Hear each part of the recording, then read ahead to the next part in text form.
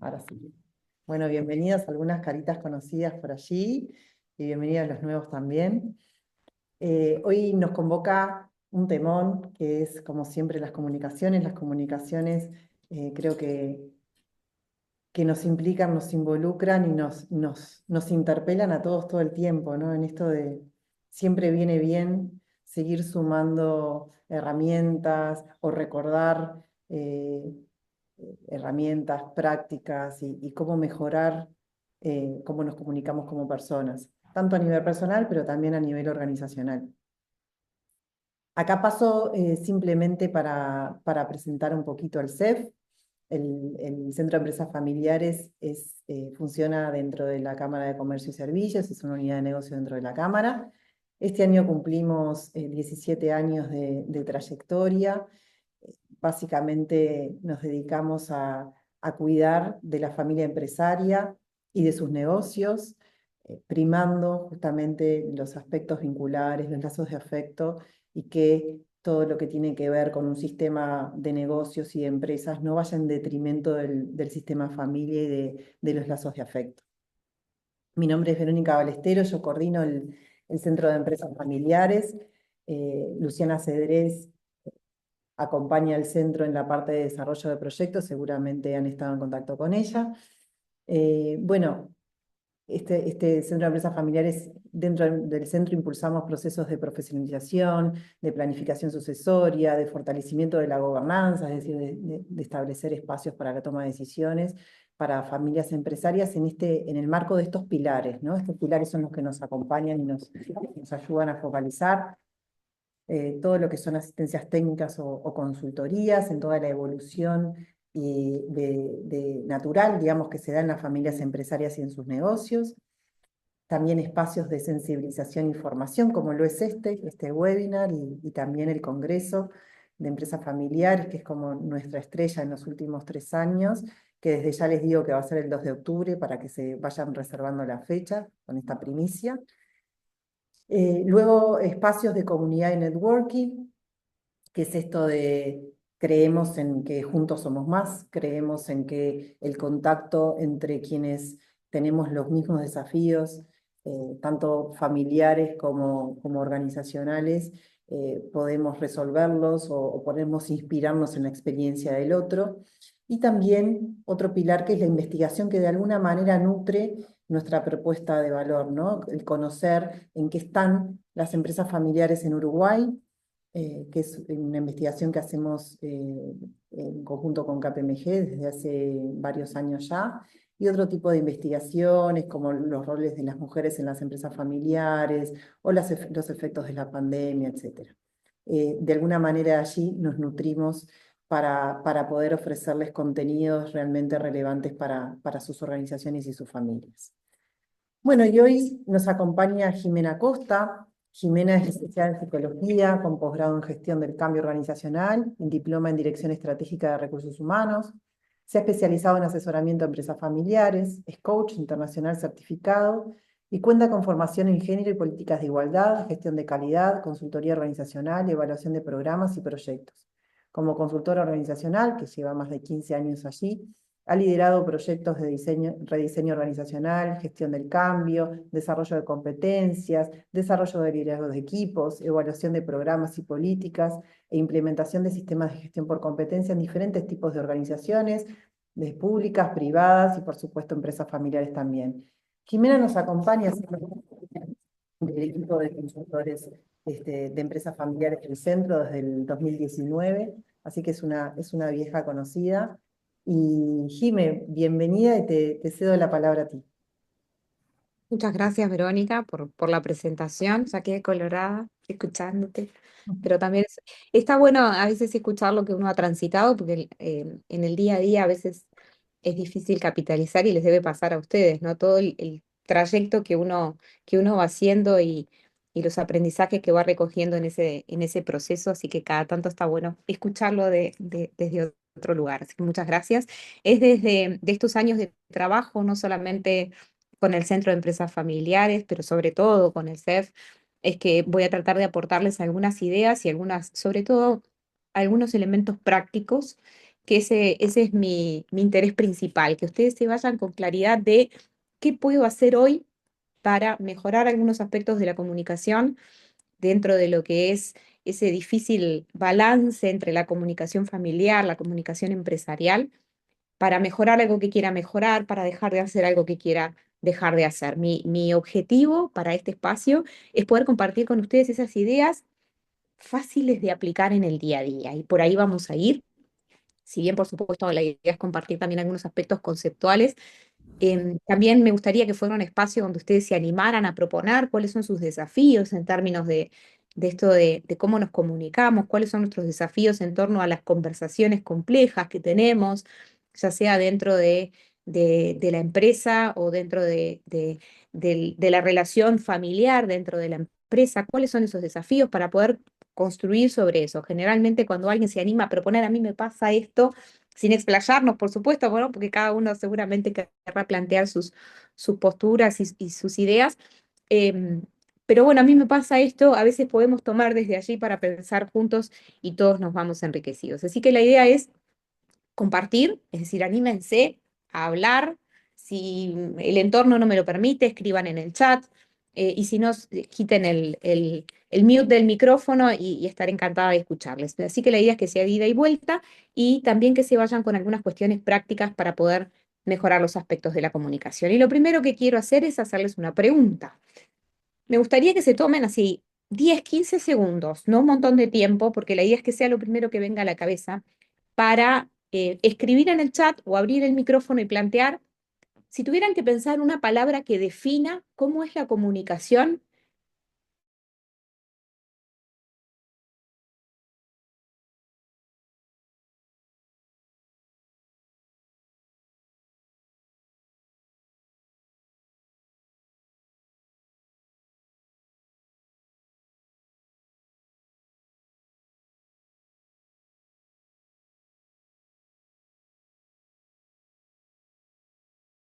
aquí en el chat, si hay alguien que lo quiere poner en el chat, o si alguien se anima a abrir el micrófono, maravilloso.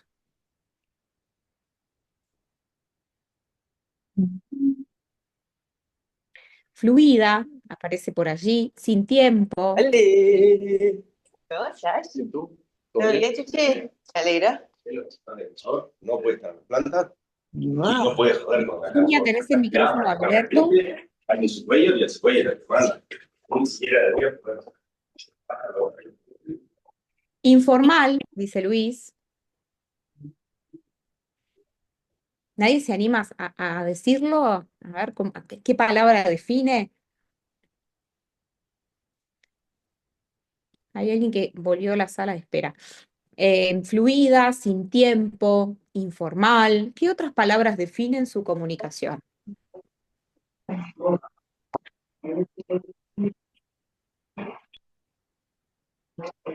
Cuidada, dice Virginia. ¿Qué? Preparada.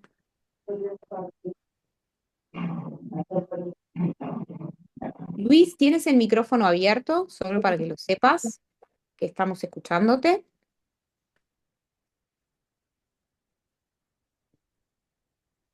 ¿Qué otras palabras definen su comunicación? ¿Tan vergonzosos un martes a la mañana?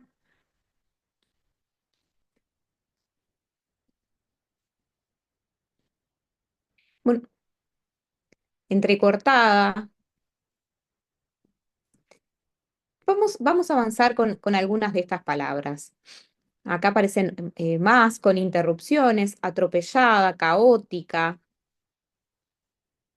Bien, vieron que hay algunas palabras que podríamos calificar como, bueno, positivas, ¿no? Esto de, bueno, es una comunicación fluida. Y hay otras que claramente no están tan buenas, como esto de caótica, atropellada. Y hay otras que no podríamos definir de antemano si en definitiva son positivas, es decir, contribuyen a la eficiencia, a la efectividad de la comunicación o no, como el que sea informal, por ejemplo, o que tenga interrupciones. Por allá Natalia dice, creo que todas las anteriores.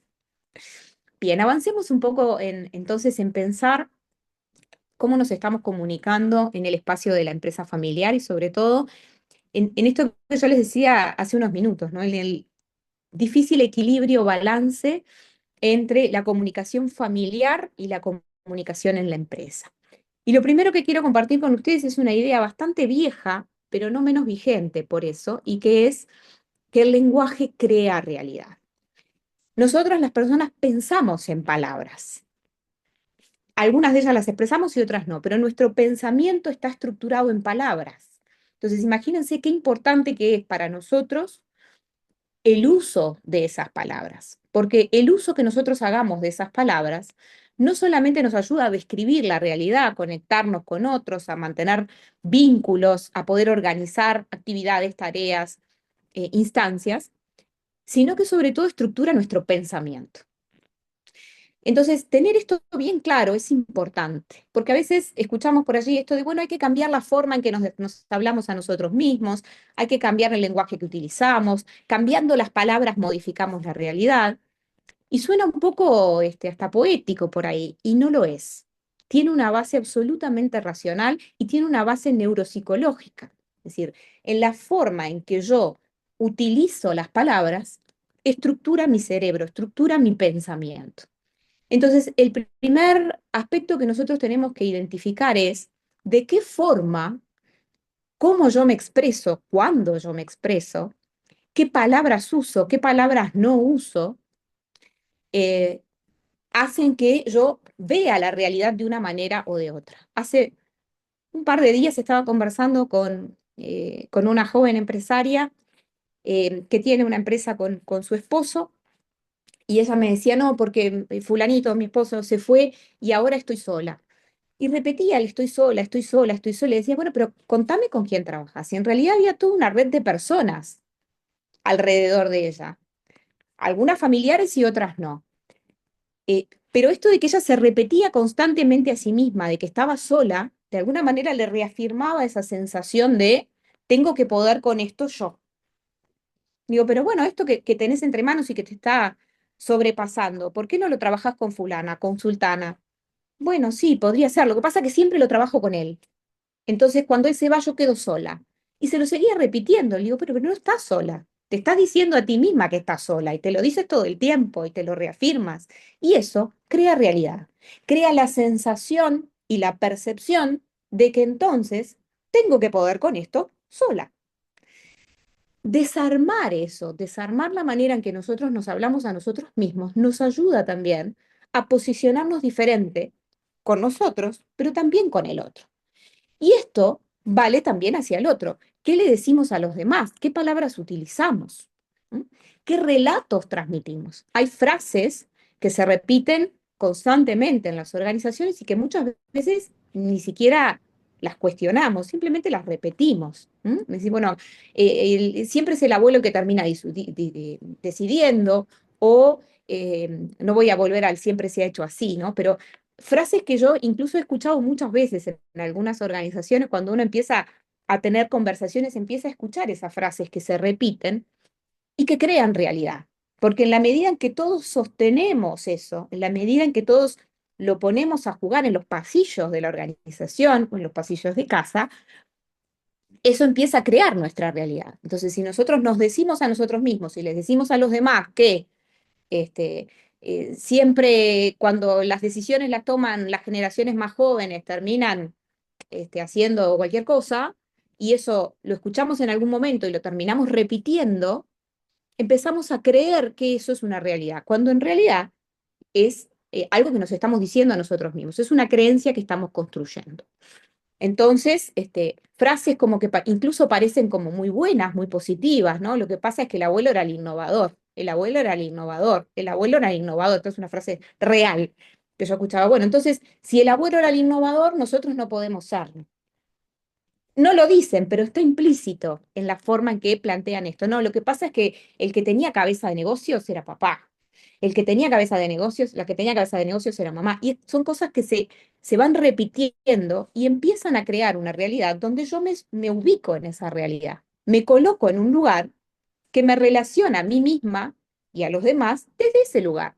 Desde el lugar de es otro el que innovaba, es otro el que puede planificar, es otro el que tenía la claridad de haber logrado todo esto de cero y yo no lo tengo, por contraposición.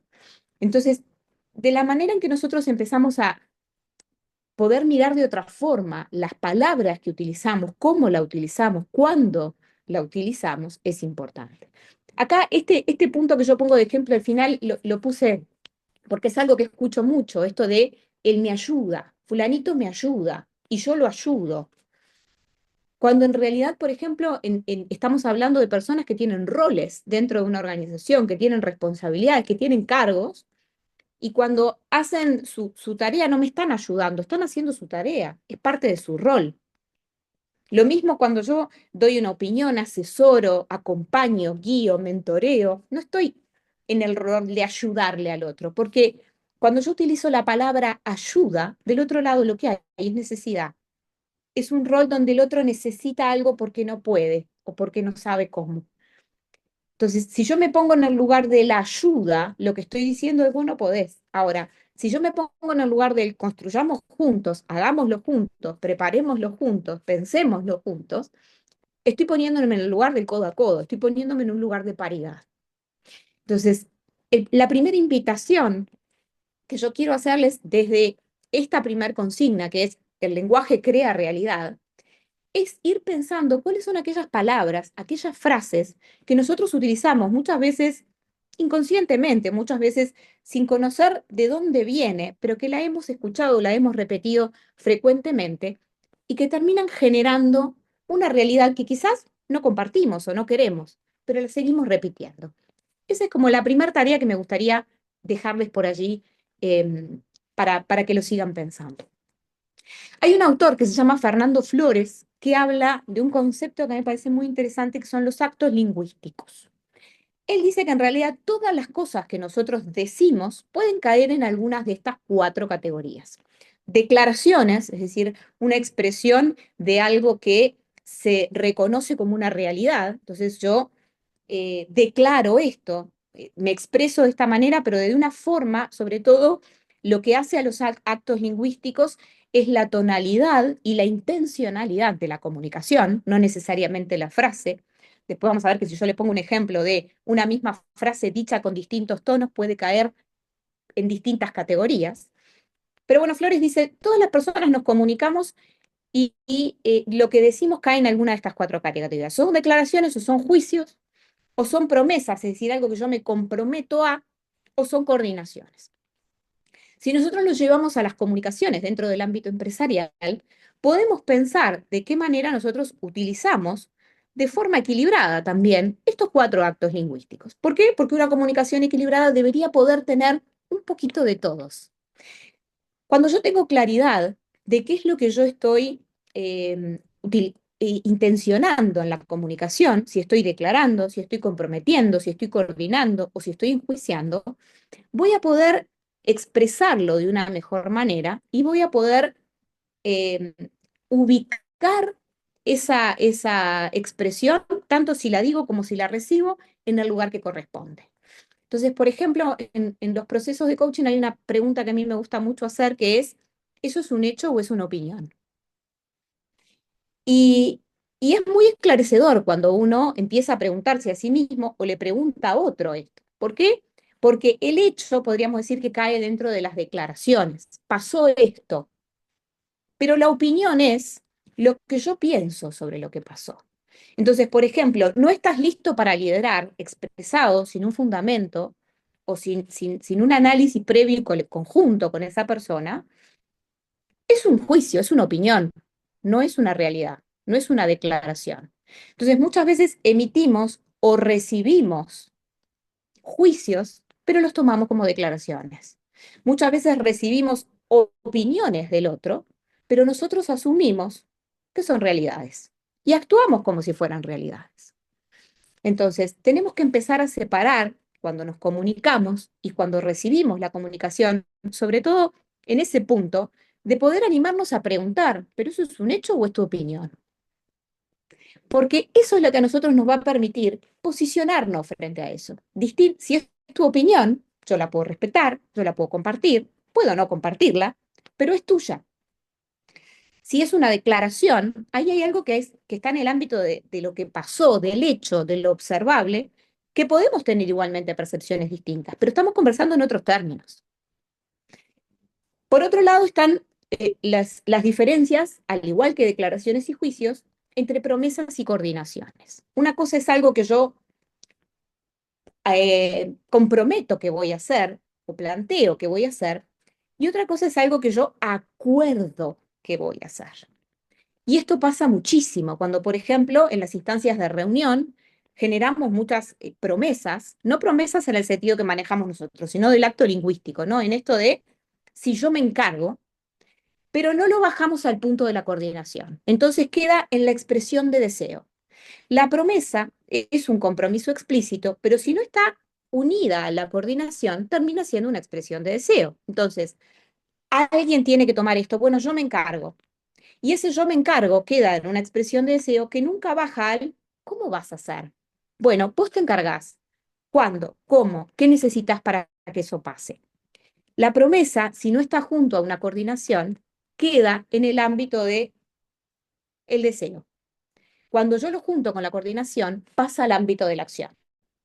Entonces, a la hora de comunicarnos en las organizaciones y sobre todo cuando en esa comunicación están involucradas emociones que tienen que ver con nuestros vínculos familiares, es bien importante tener claro desde dónde estoy hablando y desde dónde me está hablando el otro. Lo que me está planteando es un hecho o es una opinión.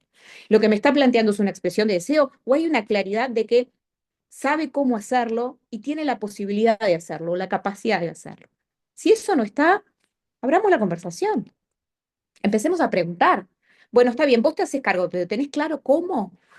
¿Te puedo ayudar en algo? ¿Qué tiene que pasar para que eso suceda? Empezar a poder preguntarnos más para dilucidar entre eso que vamos percibiendo, que vamos planteando, en qué cae cada conversación. Y tener claro que la pregunta es un elemento fundamental para cualquier conversación.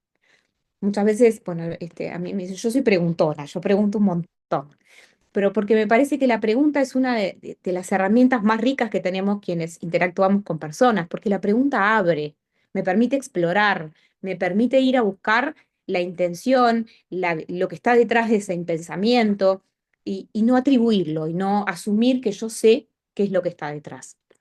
Entonces, las conversaciones que construyen son las conversaciones que tienen claro cuál es el acto lingüístico que está atrás, que tienen claro si es un hecho, si es un juicio, si me estoy comprometiendo a algo que no tengo idea cómo hacerlo, o si tengo claro que esto lo puedo pasar a la acción. Y después hay conversaciones que, ya sea en el entorno familiar o en el entorno empresarial, fracturan. Son conversaciones que tienden a generar emociones asociadas complejas. Yo no creo que haya emociones negativas, porque estoy absolutamente convencida que no las hay. Hay emociones placenteras y displacenteras. Pero cuando nosotros utilizamos la ironía, el sarcasmo, acusaciones indirectas, no sé por qué pasó esto, alguien tiene que haberlo dejado pasar o alguien omitió hacer esta revisión, que son acusaciones indirectas, todo ese tipo de formas de comunicación fracturan las relaciones. A veces dicen, "Oh, un poco de humor, descontractura, sí, pero el humor no es la ironía, el humor no es el sarcasmo.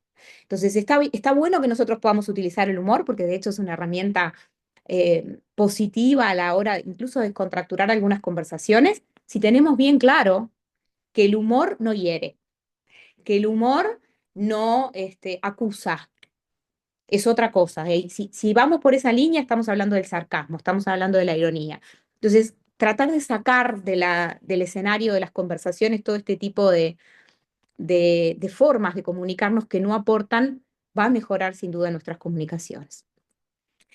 Entonces, por ejemplo, estoy pensando en mis ejemplos, ¿no? Cuando yo pensaba en los ejemplos a, a ponerles para explicar un poco esto de lo conceptual, pensaba en distintas situaciones, ¿no? Entonces, por ejemplo, eh, el otro día estaba conversando también con una organización donde hay una persona que están intentando hace muchos años que se posicione en un rol de jefatura, ¿no? De liderazgo de un equipo grande además. Pero hay una gerencia que le da la responsabilidad, pero en el discurso siempre le está planteando de cómo te falta, te falta. Yo creo que todavía no tenés el perfil, yo creo que todavía no llegaste. Entonces, en los hechos, cuando uno conversa, ya está haciéndose cargo. Pero como desde el discurso no aparece esto de la declaración, ¿no? No hay un hecho que respalde esto de lo que en definitiva está pasando, pero desde el discurso no pasa.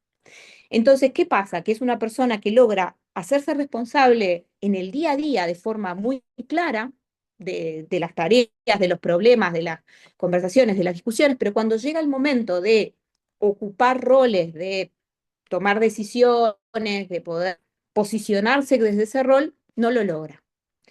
Y, y desde la gerencia de la visión es lo que pasa que todavía no llega, lo que pasa que todavía no puede. Y en realidad sí que puede. Lo que no está es la declaración clara que le dé ese rol, que le adjudique la posibilidad de habitar ese rol. Y no lo está pudiendo habitar plenamente, porque ¿con qué? Seguro que tiene. Pero la palabra, lo que está faltando, esa nominación, esa declaración, es lo que no le permite asumirlo plenamente. Entonces, es bien importante que nosotros veamos qué tanto además nuestras palabras, nuestros discursos, nuestras retroalimentaciones a las personas con las que trabajamos, y más si son miembros de nuestra familia, eh, están respaldando los actos y están respaldando las realidades. Y por otro lado ponía este ejemplo de, yo te apoyo, yo te ayudo. ¿Y qué implica el yo te apoyo? Y esto lo veo mucho, por ejemplo, cuando nos planteamos un aspecto a mejorar. Es decir, bueno, este aspecto es a mejorar y es tuyo. Bien, perfecto, cada uno tiene que poder hacerse cargo de su propio proceso de desarrollo. Y en la conversación aparece esto, bueno, pero yo te apoyo, yo te voy a estar para apoyarte. De nuevo, ahí aparece la promesa. Yo tengo claro de que la intención la tengo y el deseo lo tengo. Ahora, si yo no logro bajar eso a una coordinación, ¿qué es yo te apoyo? Cada vez que necesites pensar sobre una decisión que sea compleja, vení y decímelo. Eso es bajar la promesa a la coordinación. Eso es darle una cara al yo te apoyo. Eso es darle vida al yo te apoyo y que el otro pueda identificar qué significa. Este tema es tuyo. ¿Qué significa eso? ¿Que yo puedo tomar todas las decisiones? ¿Que no tengo que consultarte nada? ¿Que tengo autonomía? Porque a veces aparece este tema es tuyo, pero después no me preguntaste y puse el grito en el cielo.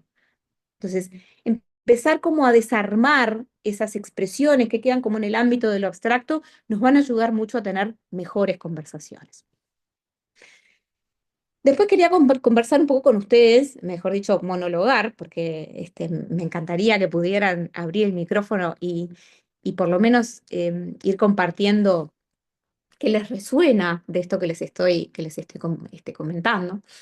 Por acá Natalia pone, y la pregunta ¿en qué te ayudo? ¿Es lo mismo decir yo te apoyo?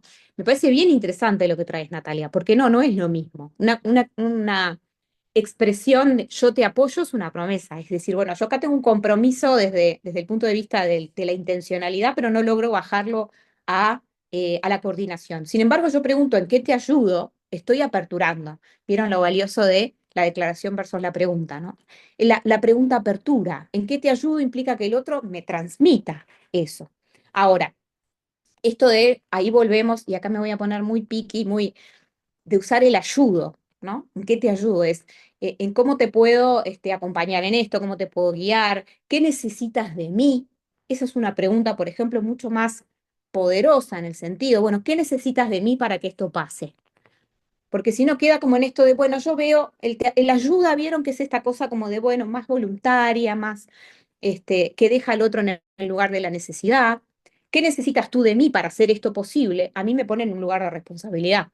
Si yo hago esa pregunta, asumo que va a haber parte de la responsabilidad que yo tengo que asumir. Entonces, es una pregunta bien distinta. Y ya que vamos por este tema del liderazgo, y que lo que trae Natalia tiene que ver con esto, ¿no? Como muchas veces yo le pido a alguien del equipo o a alguien de miembro de mi familia con el cual trabajo, que asuma una responsabilidad o que asuma un desafío y quiero ponerme a disposición.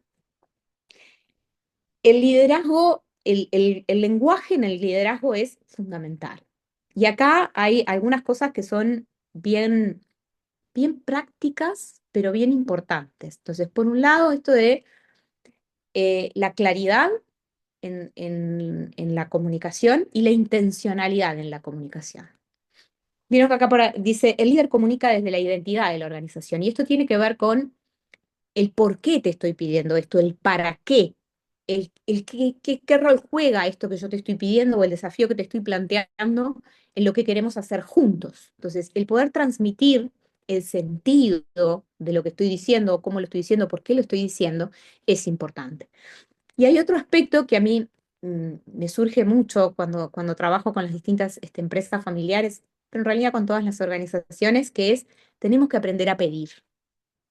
No estamos acostumbrados a pedir y uno tiene que poder pedir lo que necesita, pero pedirlo claramente, porque una cosa es decirle al otro, bueno, cuando tú me mandás esta información, ya te doy la palabra, Virginia. Cuando tú me mandas esta información, a mí me pasa que me faltan datos o no es completa o no es como yo lo esperaba.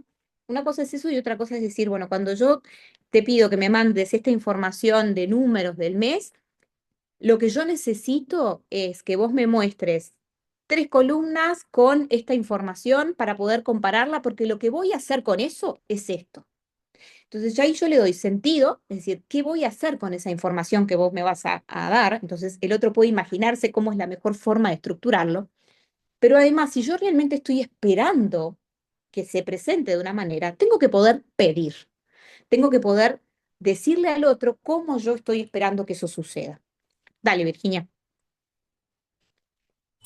Sí, a veces es como que es como una adivinanza, ¿no? Porque le decimos lo que necesitamos, no le explicamos para qué, ni qué es lo que queremos ver en última instancia, le damos como una tarea re concreta y pretendemos que adivinen cómo queremos verlo y que nos entiendan. Y la verdad que te pones del otro lado y es una misión casi imposible, ¿no? Es preferible decir, mira, yo tengo que hacer esto, necesito llegar a esto, y ¿qué te parece? ¿Cómo lo podemos hacer? ¿No? Entonces, eso, por un lado, como contar el para qué, que uno lo da como por obvio, pero pila de veces no pasa, y los pedidos que se hacen son muy concretos, no se explica, y creo que ahí se pretende, después se enojan porque no hacen lo que querían, ¿no? ¿no? Lo hizo como yo quería y es como misión imposible. Y lo otro es el preguntar qué te parece antes de opinar, porque me parece que tanto cuando la persona está hablando con su jefe o con su líder, como cuando está hablando con su padre o con el fundador de la empresa, el que sabe, como decías vos, ¿no? El pope. Si vos le decís lo que pensás de una, ya como que bueno, ya si vos pensás, eso es difícil que a mí se me ocurra algo distinto o algo mejor, ¿no? O siquiera algo complementario. Entonces a veces esto de preguntar antes de opinar, ¿no? Antes de decir lo que yo pienso, como aprender a callarnos un segundo, también creo que es un ejercicio, ¿no? No ir y opinar, no ir y resolver, sino decir, no sé, ¿qué les parece? ¿Qué piensan? ¿Qué hacemos? ¿Qué se les ocurre? Y callarte y empiezan a salir cosas. Es como cuestión de esperar un poco nomás. Te quedaste muteada. Estoy silenciada, sí, gracias, Virginia, está buenísimo esto que traes, porque además aparece esto que tú decís de la escucha, ¿no? Que la escucha es fundamental en el rol de liderazgo. Un buen líder es un buen escucha. No existe esa posibilidad de alguien que tenga un buen liderazgo y que no sea un buen escucha o una buena escucha. Porque es fundamental, porque no solamente me permite conocer al otro, sino que además me permite enriquecerme, ¿no? Hay una buena práctica que es esto que traía Virginia, decir, bueno, en las reuniones de equipo, el líder siempre tiene que ser el último que habla, pero no porque es el que tiene la última palabra, porque es lo que te permite escuchar sin sesgar la conversación, ¿no? Si yo además soy un líder respetado, una líder respetada, que soy referente, los demás me admiran y eso está maravilloso, pero bueno, eso también tiene sus impactos. Si yo soy la primera que dice, bueno, yo creo esto, ¿quién se anima? ¿No?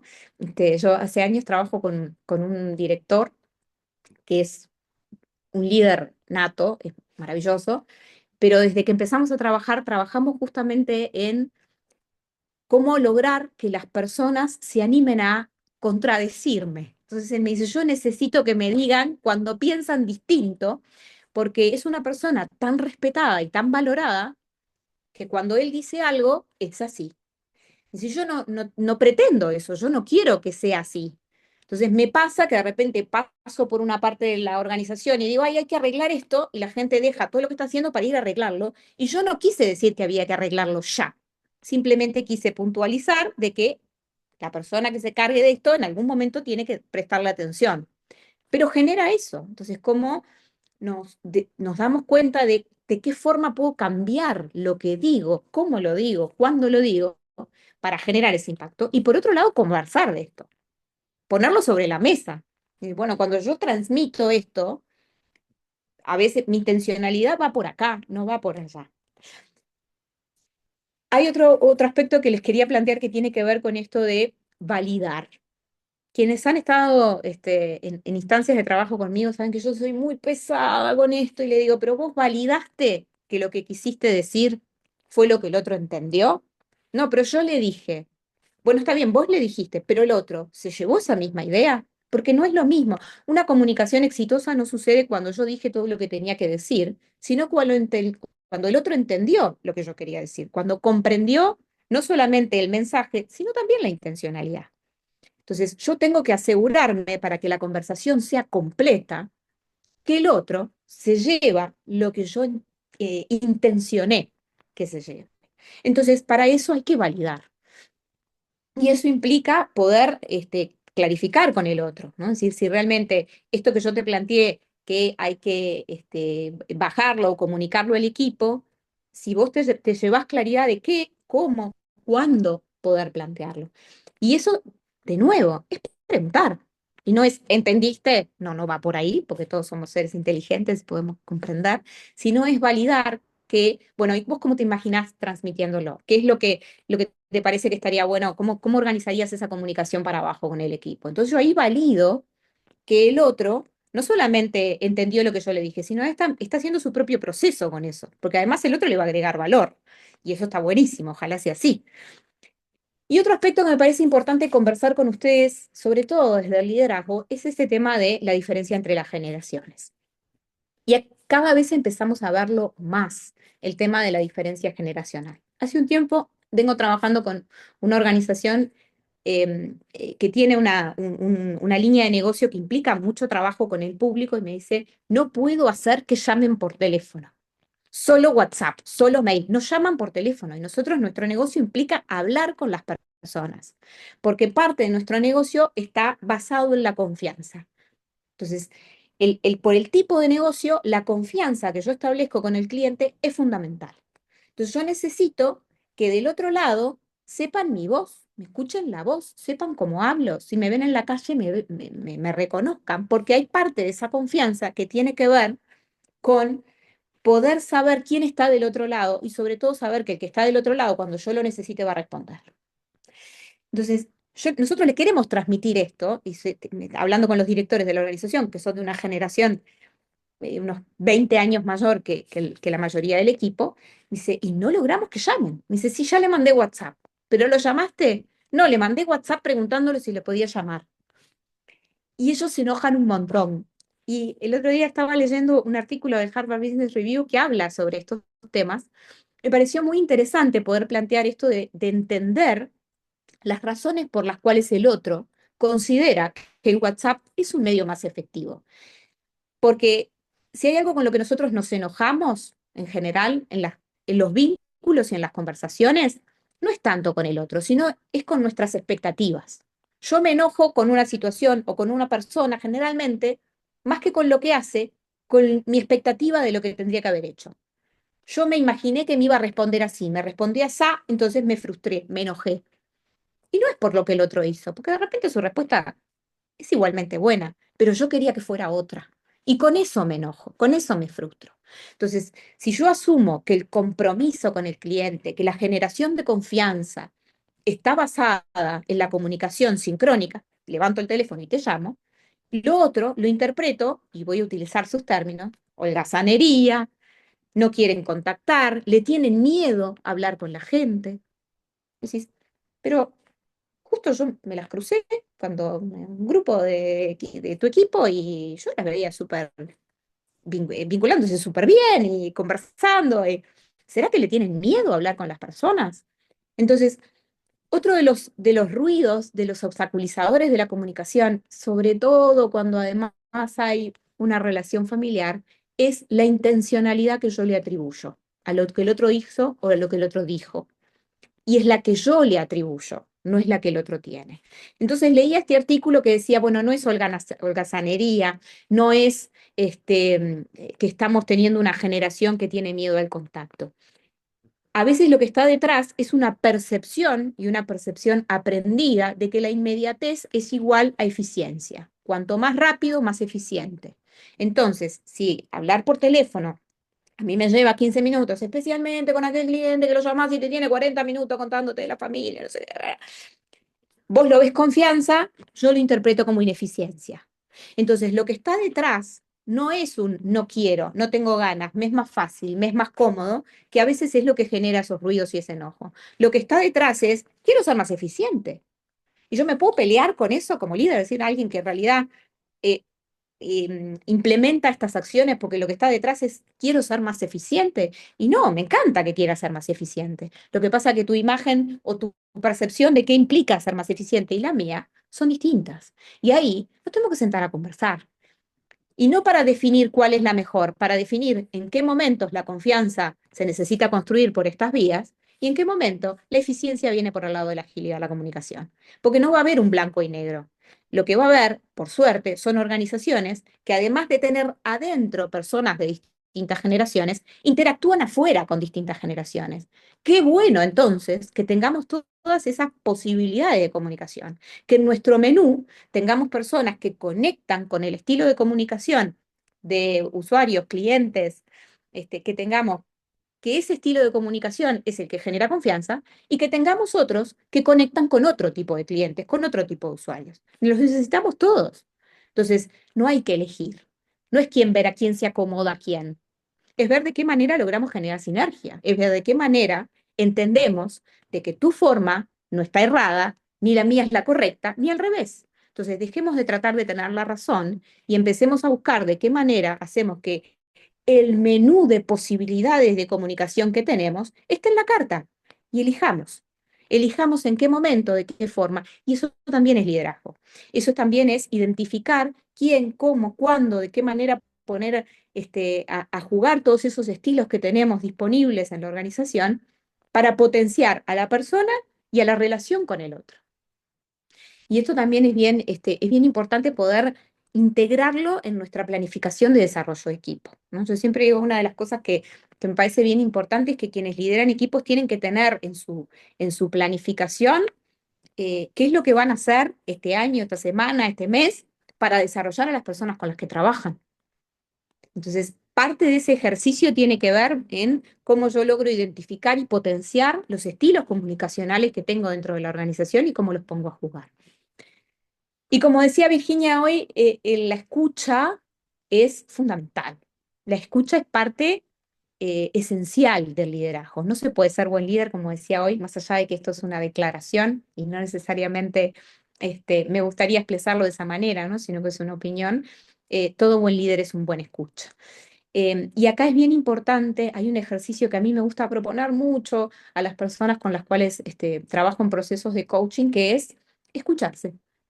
Entonces les digo, bueno, mira, mañana, todo el día, lo que vas a hacer es escuchar. Escuchate cómo hablas. No escuchar al otro, escuchate a ti. Escuchate cómo hablas. Escuchar cuáles son las palabras que utilizas más. Escuchar qué tan distinto conversás con tus hijos, con tu esposo, con tu jefe, con las personas con las cuales interactúas todos los días, con ese cliente que te enoja. ¿Qué palabras utilizás distintas? ¿Qué tonos? Cuando tenés una respuesta positiva, la que vos querías, ¿qué dijiste? ¿Cómo lo dijiste? Cuando obtenés de las otras, ¿qué dijiste? ¿Cómo lo dijiste? Poder identificar de qué manera yo me comunico con una persona o con la otra también me permite a mí darme cuenta de qué cosas tengo que cambiar para obtener resultados distintos. Recuerdo una pareja de hermanos que estaban liderando una empresa y tenían roles bien distintos. Y este ejercicio yo se lo planteé a ella en un momento donde había muchos problemas de comunicación, realmente había una comunicación incluso agresiva en muchos aspectos. Entonces la invitación fue decirle, bueno, mira, vos tenés a tu hermano, que tiene este rol y es un rol preponderante en la empresa, y tenés esta otra persona que tiene un rol también de toma de decisión y es valioso, pero que es externo, es una persona contratada. Yo te voy a pedir que en los próximos 3 días te escuches y vayas anotando cómo le hablas a tu hermano y a esta otra persona. ¿Y qué diferencias identificás? ¿Qué palabras utilizás con uno y que no utilizás con el otro? ¿En qué momento les decís las cosas a uno? ¿Es en la cena? ¿Es a las 12 de la noche? Me acordé que mañana tenemos que hacer no sé qué y le mandé el WhatsApp. Con la persona externa no lo haces, con tu hermano lo hacías. Entonces, ella misma empezó a traer la diferencia que identificaba entre la forma en que se comunicaba, cómo se comunicaba y cuándo, porque el timing también es importante. Si es en la cena, si es en el momento en que estamos manejando para llegar, estoy teniendo videollamadas y cosas, y en el medio atrás estoy con mi familia. Entonces, entrevero, el ámbito de la comunicación es fundamental, le da marco, le da contexto. Entonces, ella podía identificar que la forma en que se comunicaba los ubicaba a esas dos personas en lugares bien distintos, pero no por un tema de confianza, al contrario. O sea, la forma en que yo me dirigía a mi hermano no era desde el rol que tenía en la organización. Entonces, cuando yo le pedía algo, le pedía desde el lugar de hermano y no desde el lugar de el gerente de producción. Pero sin embargo, cuando hablaba con el gerente administrativo financiero, sí le pedía las cosas de otra manera. Y era mucho más asertiva, pero con él funciona, con mi hermano no. Bueno, ¿qué habrá de tu forma de jugar en esas relaciones que influye en eso? No quiero decir que sea todo plenamente nuestra responsabilidad, en las relaciones siempre la responsabilidad es compartida, pero sí poder identificar dónde está nuestro ámbito de control. En todas las situaciones las personas tenemos un ámbito de control. Ese ámbito de control puede ser más reducido o más amplio, pero siempre tenemos uno. Y ese ámbito de control es aquello sobre lo cual yo puedo definir, yo puedo tomar decisiones. La forma en que yo me comunico es exclusivamente de mi ámbito de control. No me importa si el otro me hizo enojar, si el contexto, si estaba bajo presión. El contexto incide, por supuesto. Cómo yo decido responder a ese contexto está en mi ámbito de control y solo en el mío. Nadie se puede meter ahí. Nadie puede decir o influir en qué, cómo y cuándo digo las cosas. Esa es mi decisión. Y hacerse cargo también es parte de un buen liderazgo. Entonces, esto de poder ser muy conscientes de cómo me estoy comunicando y cómo estoy escuchando, si tengo una escucha pasiva, es decir, sí te escucho, pero no integro, si tengo una escucha activa, es decir, no solamente te escucho, sino que además trato de entender, o si tengo una escucha generosa, que es esto de escuchar también detrás, ¿no? Cuando el otro me está diciendo algo, ¿qué me está diciendo? Hay una, hay una escena de una serie que se llama Suits, quizás algunos de ustedes la vieron, es un buffet de abogados, y en un momento están conversando el abogado principal con su secretaria y él está muy enojado porque un cliente no va a venir a cerrar un negocio y ella le dice, lo que pasa es que este cliente tuvo una pérdida muy grande hace muy poco tiempo. Y le pasó que un amigo murió muy joven, y está transitando ese proceso de duelo y por eso no va a venir. Y él le dice, pero ¿cómo sabes tú eso? Dice, bueno, porque yo estaba escuchando la conversación y cuando alguien dice en menos de 30 segundos la vida es muy corta 3 veces, hay algo que está pasando. Entonces, ¿cómo podemos escuchar atrás de lo que el otro está diciendo? Si hay algo que el otro me trae mucho, ¿no? Esto que yo les decía al principio de esta empresaria que me decía, estoy sola, estoy sola, estoy sola, pero ¿qué es lo que está atrás de eso que ella utiliza tanto en el lenguaje? Aprender a escuchar patrones de lenguaje es una herramienta maravillosa, no para hipotetizar, crearnos películas y demás, para preguntar, el identificar esos patrones de lenguaje para saber qué es lo que el otro no me está diciendo, aunque me está diciendo muchas cosas, con lo que sí, no es para generarme mi propia hipótesis y actuar en consecuencia, porque eso sería un error, sino para abrir esa otra conversación. Pero, bueno, noté que dijiste muchas veces esto. ¿Por qué lo decís? Contame un poco más. Es para abrir, siempre para abrir. Entonces, para eso, las preguntas. Las preguntas son la herramienta principal del liderazgo Poder aprender a preguntar es fundamental, se puede aprender a preguntar. eh, el omitir las preguntas que empiecen con el por qué, ¿no? Especialmente cuando estamos tratando de buscar soluciones a problemas, ¿no? El por qué mira para atrás. Entonces, ¿nos sirve en este momento, cuando necesitamos resolver el problema, saber por qué pasó, o nos sirve saber qué necesito hacer para que no vuelva a pasar, o cómo lo podemos abordar? Les puedo asegurar que en el proceso de esa búsqueda van a saber por qué pasó, pero no estamos poniendo el foco ahí, estamos poniendo el foco en cómo hacemos para resolverlo. En esto de poder ser consecuentes entre las declaraciones que hacemos y cómo eso después lo ponemos en la práctica, ¿no? Si yo le digo a un hijo, a una hija o a quien esté asumiendo el nuevo liderazgo de la organización, bueno, esta es tu decisión, pero después intervengo N veces cada vez que esta persona habla, ¿qué estoy diciendo? ¿No? En esto de lo que el otro no sabe que está diciendo, ¿no? ¿Qué estoy diciendo con eso? ¿Qué hago cuando me pasa? ¿Qué hago cuando soy yo el que me dicen esto es tuyo y después quiero asumir ese rol, pero permanentemente me están o interrumpiendo o desvalorizando, o yendo después y diciendo otra cosa? ¿Qué hago con eso? Bueno, no hay una receta mágica más que sentarse a conversar. Sentarse con esa persona sin atribuirle la intencionalidad, sin enojarme con el hecho de que todas las personas hacen lo mejor que pueden con los recursos que tienen. Yo parto siempre de esa premisa. Cuando uno parte de esa premisa, lo que busca es entender dónde estás, cuál es tu recurso, dónde estás posicionado, cuáles son las emociones que te relacionan con lo que estás necesitando hacer en este momento. Y desde ahí, desde ese lugar más de observador del otro, les puedo asegurar que uno puede intervenir y comunicarse de una forma mucho más abierta. Entonces, me siento con ese otro, le planteo y le pido. ¿Te acuerdan que hace un rato le decía, tenemos que aprender a pedir? Entonces ahí hay que poder pedir. Es decir, bueno, el hecho es este, pasa esto, cada vez que yo voy a intervenir, tú decís, o me desautorizás, o me decís cosas arriba, o me interrumpís.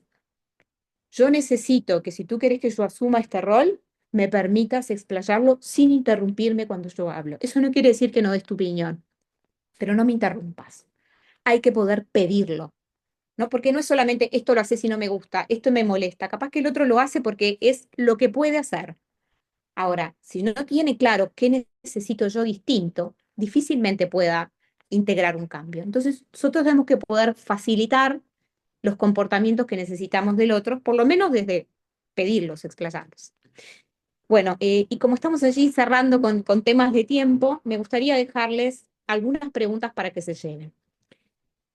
Esto de observarse o escucharse a ustedes mismos hablando, ¿no? ¿Qué frases son las que se repiten en la familia empresaria y que condicionan las decisiones? Por ejemplo, esto de, bueno, no siempre decide el abuelo, o yo tengo problemas para tomar decisiones. A veces esas declaraciones que uno hace, que en realidad no son tales, sino que son más juicios, pero uno las asume como realidad. ¿Y cuáles de esas son las que ustedes repiten? ¿Cuáles son esas frases que las venimos trayendo y yo las repito, yo las integro en la vida organizacional? Viven porque yo las traigo. ¿Las quieren seguir repitiendo? Les voy a invitar a hacer ese ejercicio de escucha. Después, algunas ideas que me gustaría que se lleven de esto que hemos estado conversando. Les vamos a pasar la diapo, tienen algunas ideas allí de algunos autores que está bueno poder transitar, sobre todo para hablar de conversaciones conflictivas o complejas. Pero si tuviera que resumir en 4 frases, lo que tenía ganas de compartir con ustedes hoy era: el lenguaje no solo describe la realidad, la crea. Entonces seamos conscientes de que nosotros estamos creando realidad con lo que decimos. La conversación construye futuro, es decir, cuanto más espacios existan en la organización, ya sea con las personas que integran nuestra familia y forman parte de la familia empresaria, con el resto de las personas de la organización, si nosotros focalizamos las conversaciones siempre en la construcción, no en el por qué, sino en el qué, en el cómo, el para qué, vamos a aperturar, vamos a construir. Escuchar con presencia es un acto de liderazgo, esto de realmente estar en la escucha. No solamente escuchar para pensar que voy a responder, sino escuchar para comprender, escuchar para también leer qué puede estar detrás de eso que el otro me está diciendo. Y algo que también yo le he escuchado mucho a Vero plantear, y cómo lo parto esto de que el conflicto en las organizaciones, también en las familias, generalmente es una conversación pendiente. Entonces, si tenemos ahí una situación conflictiva, si tenemos un problema que no hemos podido abordar, a veces la solución más sencilla es la más eficiente, la más exitosa. No quiere decir que sea exenta de emocionalidad ni que nos cueste, no nos cueste poder tener esas conversaciones, pero les puedo asegurar que las buenas conversaciones eh, son la mejor herramienta muchas veces para resolver esos conflictos, esos problemas, esos temas que nos vienen persiguiendo hace un montón de tiempo y que en realidad es una conversación que aún no hemos podido tener. Así que les invito entonces a ir detectando esos patrones de lenguaje en cómo ustedes se comunican, en cómo se comunican los demás con ustedes.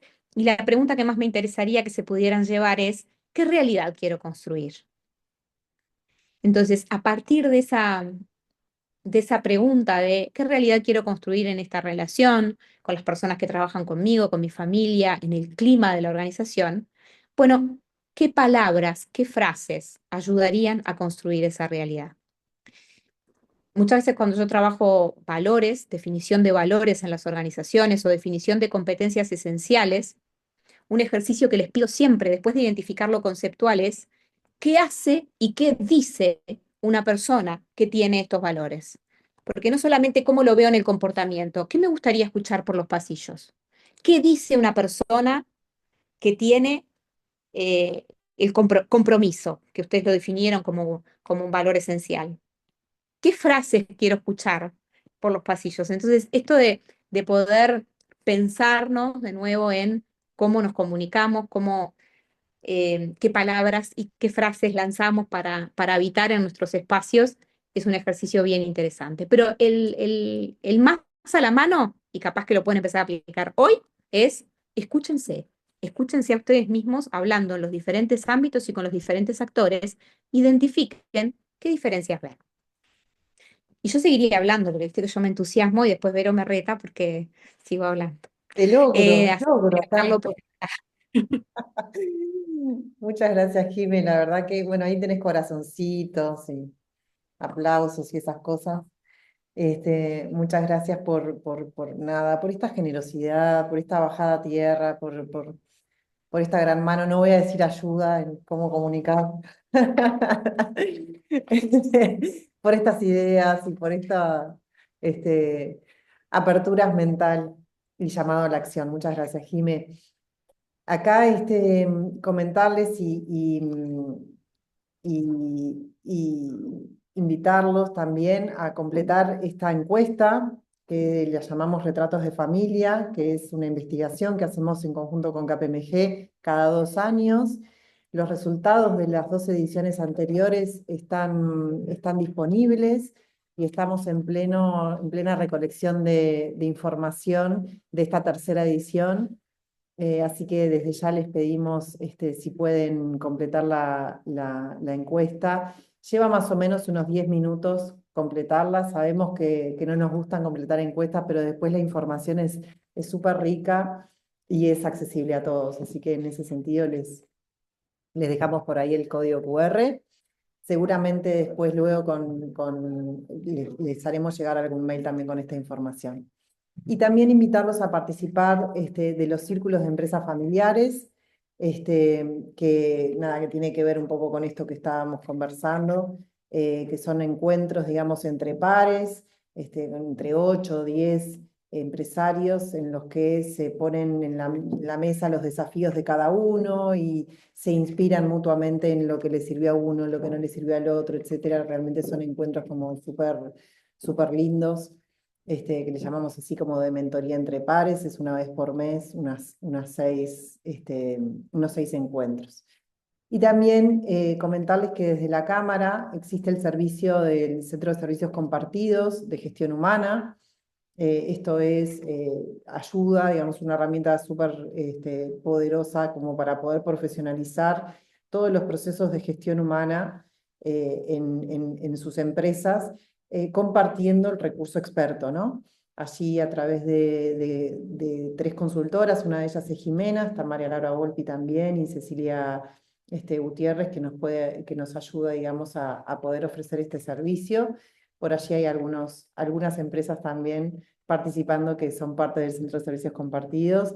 Así que si algo de todo esto les resuena, los invitamos también a contactarnos para mantenernos informados de la propuesta que contamos para ustedes. Bueno, y sin más, entonces, muchísimas gracias por participar, por destinarle tiempo a estas habilidades que para nosotros son tan esenciales y que crean vínculos y cuidan vínculos, que es un poco el propósito del centro. Muchas gracias. Estamos en contacto. Gracias a todos, que pasen muy bien. Gracias. Lindo Muy buena día. como siempre. Muchas gracias. Muchas gracias. Gracias, Jime. Abrazos. Yes.